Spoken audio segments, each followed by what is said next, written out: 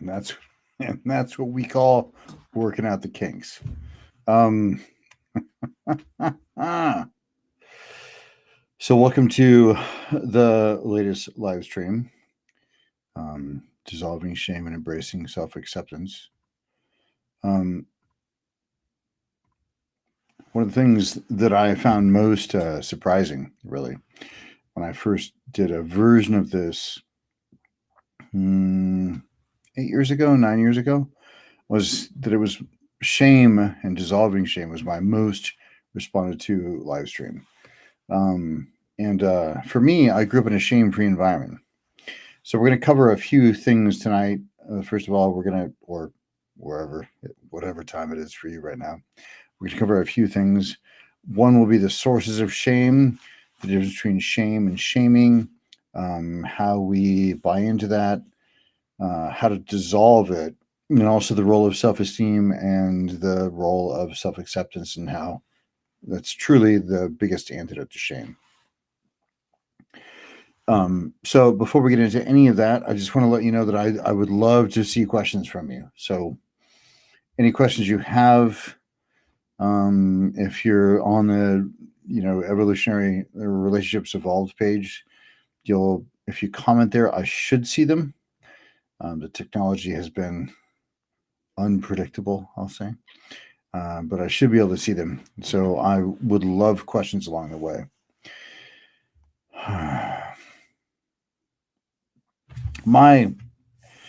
I grew up in a shame-free environment. Very few people grow up in a shame-free environment. Now, I have been accused of being an apologist. My father was a monster in most ways. And when I say he was a monster in most ways, I mean that when he committed suicide, everybody was universally relieved. My mother, who's the ultimate diplomat and hadn't seen him in 10 years, said, well, why couldn't he have done this sooner when it would have done us some good? Wow. How do you really feel, Mom? And she was right, but that doesn't mean that there aren't some things and some benefits of growing up with him. One of the things of growing up in that environment was, for some reason, there was a couple of areas in which he was amazing. And one of those was no shame around sex. And so when I was 8 years old, and I'm not recommending this necessarily, but I'm not suggesting this is a parental path. I think we're a little too young. I do think most people wait too long. But when I was 8, I still remember, I sat there with my dad watching the sun come up. And when I was 8 years old, he explained to me several things about the female anatomy and, brought out some books. I think I was the only 8-year-old who knew the word perineum in school. But, explained to me the clitoris and the perineum and how to find the G-spot by feeling the ridges. And this is 1978, very progressive at the time. And he said, whatever orientation, are you attracted to boys? And I said, no. And he said, okay, well, if you were, it would be okay. And also he gave me a few pieces of advice with women in general. He said, first of all, just have your attention on her. She'll be giving you feedback all the time, non-verbally, her breathing, her goosebumps, her, or, whatever she's saying like that. But also he gave me I'll call it a very elementary or very rudimentary consent conversation. He said, look, if there's something you want to try and she doesn't, so what? Somebody else will. It was very simple. And he said, I think he said, it's not worth going to jail. It was really straightforward. Don't fuck up, But he gave me so much information about the female anatomy. Now, I was a virgin until I was almost 18, but I grew up in this environment or, had my formative years in this environment where everything was okay. And it was explorative. And again, not an apologist for him. He was terrible in lots of other ways, and I could go into my childhood, and I don't normally do that when I have new clients or I lead workshops. I talk about my life story beginning at 18, so people know my life path. But so both my parents were black belts in Hung Gar Tiger Crane. So when they had a fight, and they often did, pretty much daily. It was like, hidden tiger, crouching tiger, hidden dragon, whatever the martial arts movie. It was just like that. Because Hungar Tiger Crane is a Southern Chinese system with a lot of wushu in it, and so that was my upbringing. Horrible, absolutely horrible. But in this one area, he was amazing. So I have distinguished along the way because I've been engaged in personal development for 30 years now, intentionally and consciously.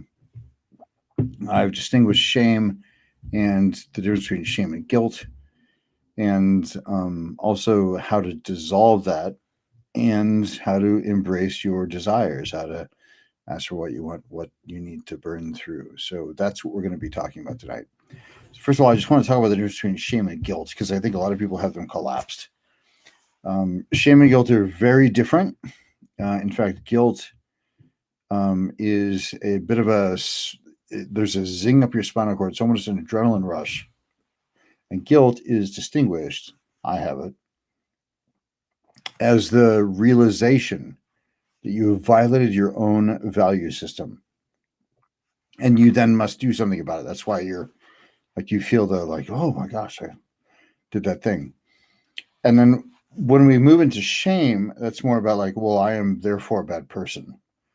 And the problem with shame is that you actually have to move through the shame before you can resolve the situation or make it right or make amends or whatever language you want to put around it. But the truth is, there's no utility in shame unless you want to suppress or control other people. Guilt makes sense. It's I realized I violated my own nervous system, my own value system. There's a zing up your spinal cord.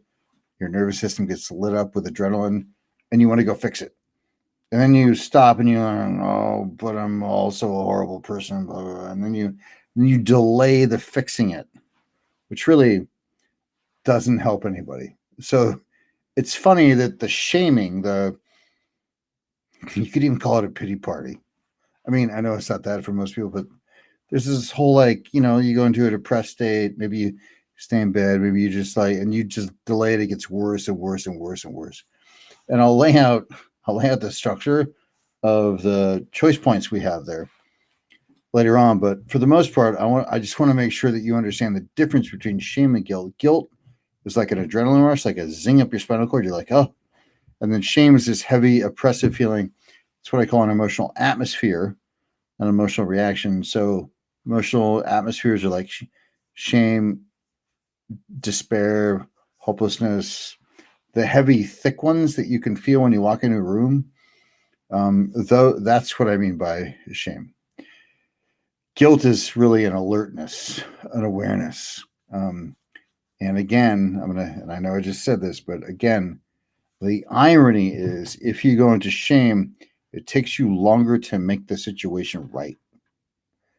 So it actually damages not only yourself at, I would say, almost a soul level, because you're making yourself wrong at a soul level, but also you're making it mean something about you as a human being that isn't accurate. But at the same time, it also delays the amount of time before you make it right. So, shame and shaming. Here's the funny thing about shaming. And when slut shaming became something in our culture a while, 3-4 years ago, where people were like, oh, we shouldn't slut shame. First of all, I was like, why would we do that? It seems odd. And I remember when I was in high school, I just turned 50. So high school would have been, let's say 33 years ago. I remember somebody shaming a slut, and I said, well, why are we doing this? Because she's using her body for her own pleasure, like men have been doing forever. What's the problem here? Which, I didn't really fit in anywhere.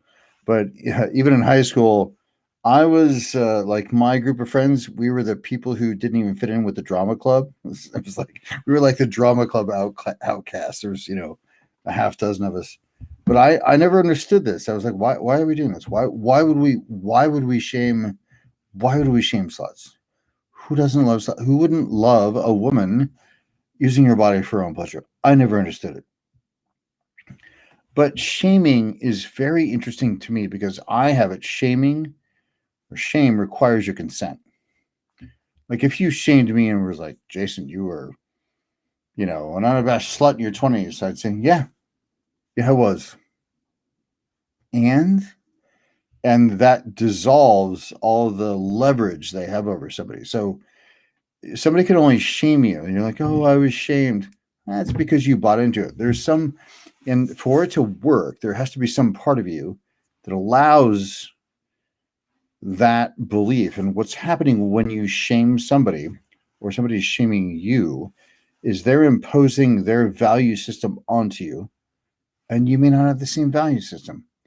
And if you accept that shame, if you consent to the shame, which again, you have to consent to it to feel the shame, some part of you has to believe that their value system is accurate. It's probably not. Then there's some like that's your and that is essentially, that's essentially your, and it's also your access point. So you could laugh it off, or yes, I'm a slut. Wouldn't you like to be sexually free? Because it's probably driven by envy, right? Like, I don't. And again, I just want to stress that shaming somebody is imposing your value system on them. If you feel shame as a result, it means you're accepting their value system, and it may not be yours. You're taking it on. And so rather than blame them for that and become a victim and be at effect, you can just decline to accept their value system, and you can go deeper into your value system and be more solid in yourself. And this is where we move into why it's so important, like self-esteem, self-acceptance. I'm going to define self-esteem, self-acceptance, and then we're going to talk about Genesis events, because there are actually formative years where we, like, oh, don't touch yourself there, it's dirty, or like somebody in your childhood imprinted shame onto you in a way that was, maybe it was a cleric, maybe it was your parents, maybe like some parents don't even want you to touch yourself there while you're washing yourself in the bathtub and you're 3. So there's an imprint there that can be cleared out. But before we get to that, I just want to talk about the role of self-esteem. And to do that, I want to define and distinguish what self-esteem is. First of all, self-esteem has 2 components, and they're sort of parallel components. The first is the knowledge that you're competent to handle whatever life throws at you, or competent in a certain specific context. So like if I know I'm competent to navigate, through a communication situation, then I'll feel comfortable with myself. I'll feel at ease. I'll feel right. But if I'm not sure that I can navigate that, if I'm not sure about my competence, and I think this shows up most in people who have never supported themselves financially, because at a fundamental level, they're not sure they can even, they're not even sure they're competent to handle their lives, because they've never supported themselves. That shows up in lots of strange ways in relationships. It's not what we're talking about today, but it's something we will talk about in the future. But the other component for self-esteem, true esteem for the self, I like to say, because the misunderstandings about self-esteem, oh my gosh. Anyway, the other component is just feeling worthy of receiving. That could show up as feeling worthy of asking for what you want in a relationship, or feeling worthy of a fulfilling relationship, or asking for money with a client when they've asked you to engage with them and you're offering them a contract. There's so many things involved in worthiness of receiving money, sex, asking for, and here's, I was going to talk about a restaurant situation, like asking for what you ordered when they brought it out wrong. Now, you should be kind. And here's what I've noticed. And here's the thing about self-esteem that really, and the popular understanding of self-esteem that really grinds my gears. If you have really high self-esteem, you're usually gracious, you're flexible, you still ask for what you want, but you're not a jerk about it, you know? And so I like to equate, and I'm a fan of integral theory. In fact, if you look over my shoulder here, it's quadrants level. Oh my gosh, it's different than Zoom. There's a mirroring thing going on. Quadrants, levels,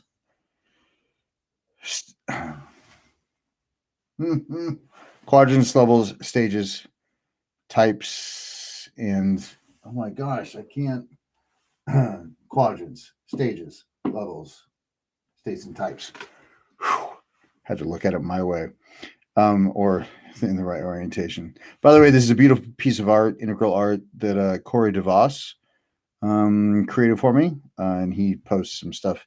He was Ken Wilber's assistant. Maybe he still is. Beautiful integral art. Anyway, quadrants, levels, lines, states, and types.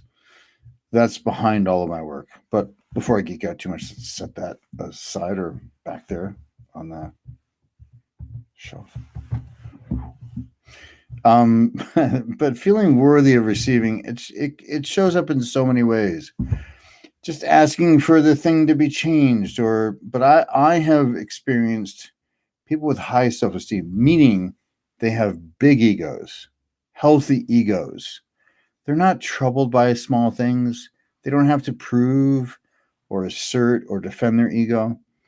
It's and I have it that there's just, maybe it was a misinterpretation from the original Pali, which is, the language of Gautama, the Buddha.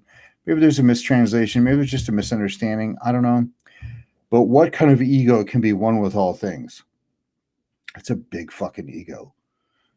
But it doesn't need to be defended because it's one with all things. So if somebody's like, oh, you're a jerk. Oh, okay, thank you. Like, you can receive it, you can hear it, or you're worthy of good things. Or when it comes to purpose, I've heard a lot of people say, well, who am I to transform the planet?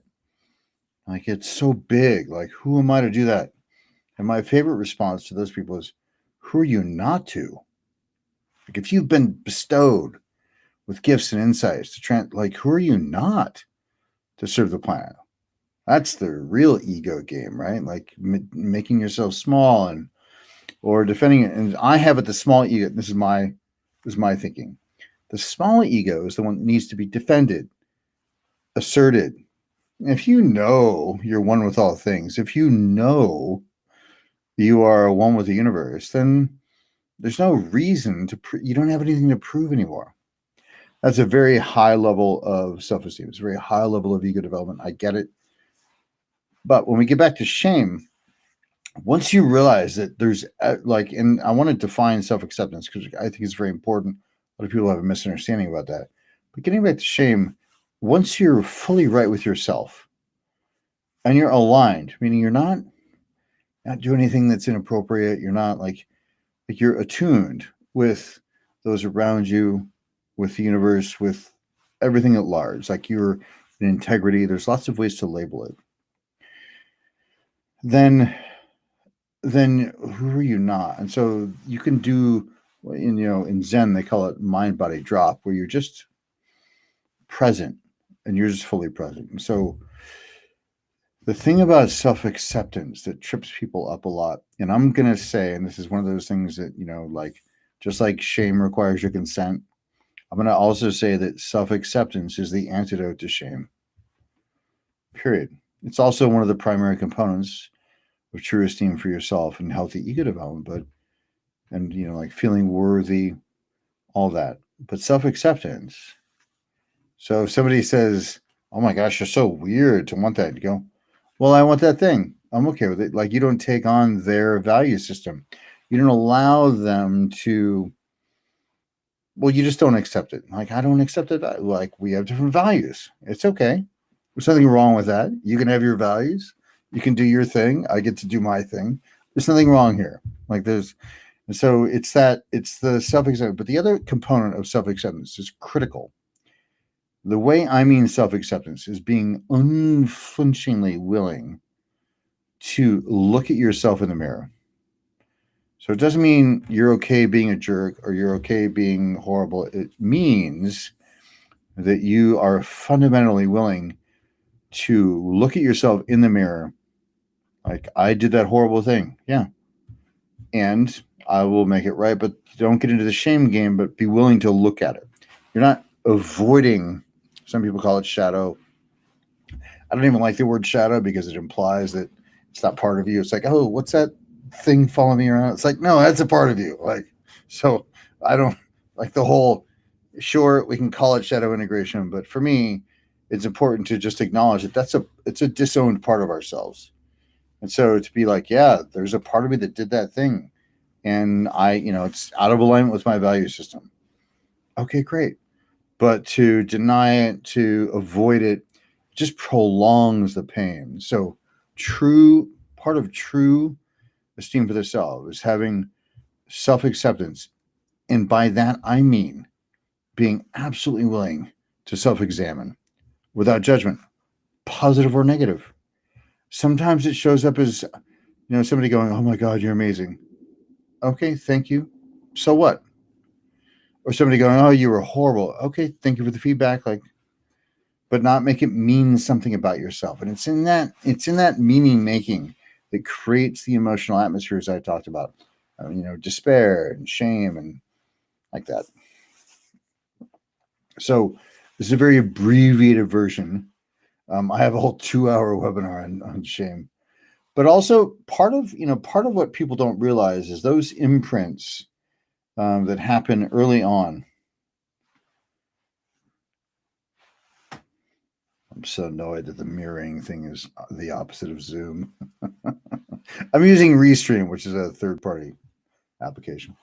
Anyway, it's messing up with me talking about future and the past and timelines and having it oriented to your left and right rather than my left and right. I think that's right. Left and right.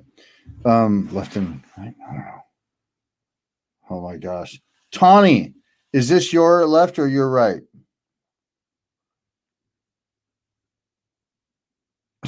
Joy? Angela, is this your left or your right? Like, am I on the right side? Cool.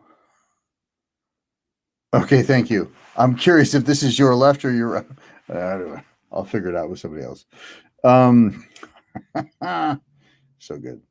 So one of the things that people talk about is how, thank you, Angela. How this is your left, right? That's your left.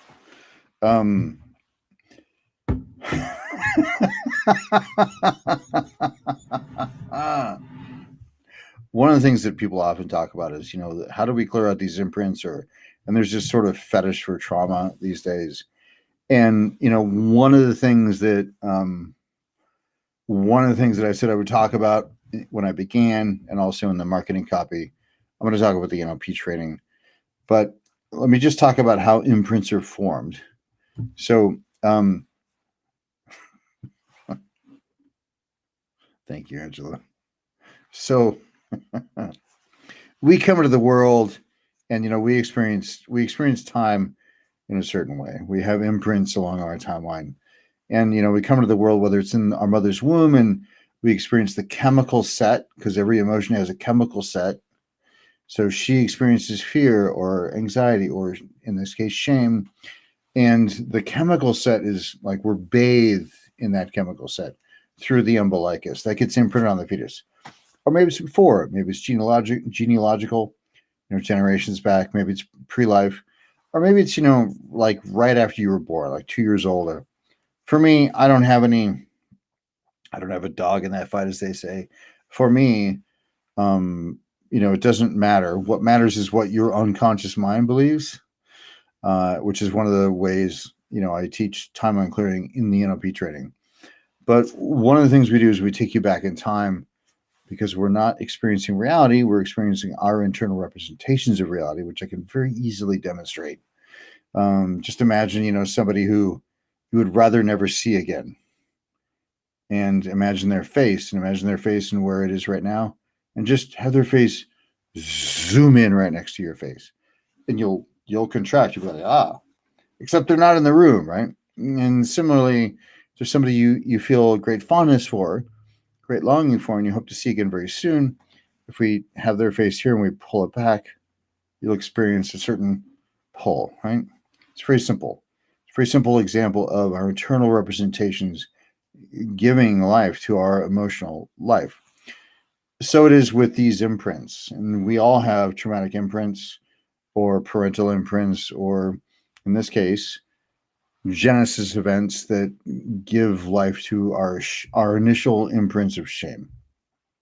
I mentioned a few of them. Maybe it was in the bathtub. Maybe it was, somebody tell you not to touch yourself there. Maybe it was I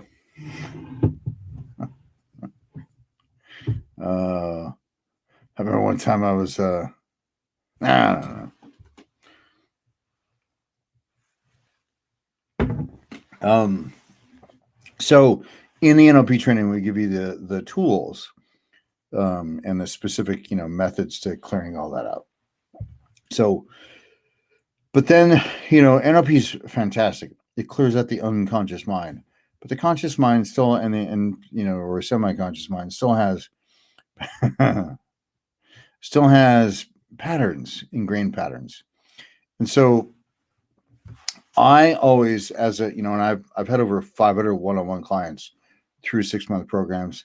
I've learned a few things. One of the things I learned was, hey, you guys are hilarious. Give, clear out the unconscious mind stuff, but then give you a conscious mind practice to help build new habit patterns so we don't have to do the process again. Because you've probably all experienced some change work where then, it seemed like it sort of creeped back in. And so there's a process I developed called the chain of meaning. So we can actually give you access points. There's a worksheet, and we make sure that and again, with any of these, it works with any of these atmospheres, despair, hopelessness, shame, any of the heavy, thick ones. So I have it both are important. Some people are for one, some people are for the other. I have it both are really, really important. You have to clear out the unconscious mind stuff, but then you also have to give your mind a thing to do that is patterned, and you build new habits. And so, that's just part of personal evolution.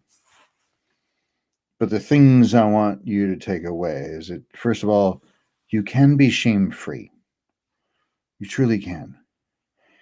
And the only reason for shame, really, truly, the only reason for shame, the only purpose for shame, I have it, is to control people. And if you apply it to yourself, when you're shaming yourself, you simply slow down the amount of time between you realizing you violated your own value system, which is when you feel guilt, and then you making it right. And the longer you wait, the worse it gets. You get in your own head, and then shaming. When someone attempts to shame you, just have the wisdom to realize that they're attempting to force their own value system onto you, and you can decline that invitation. You can just say, oh, no, thank you.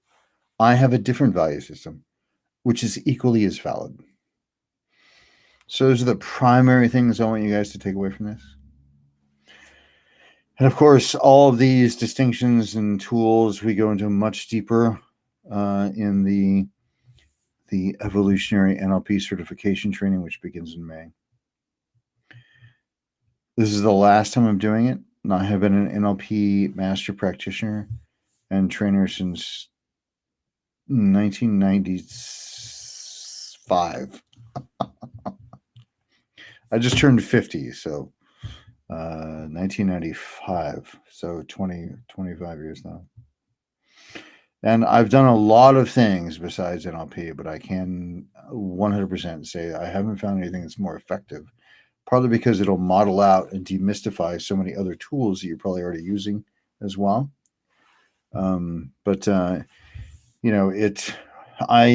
do things with clients almost every day that some other modalities and some other ways of people who deal with trauma and they don't even think is possible. Or they think it's bypassing, which, spoiler It's not.